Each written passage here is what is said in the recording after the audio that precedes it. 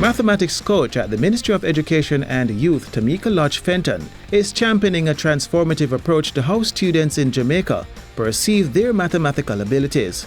The vision is to dismantle the barriers that separate students into math and English categories. We have several students in our Jamaican society that are struggling with basic computational skills. However, they find that they think they are not math students. They think they're good at English and they can't do math. That is not true. So we need to change the mindset of our students to let them realize that there's no math or English person. We are all able to do math and English.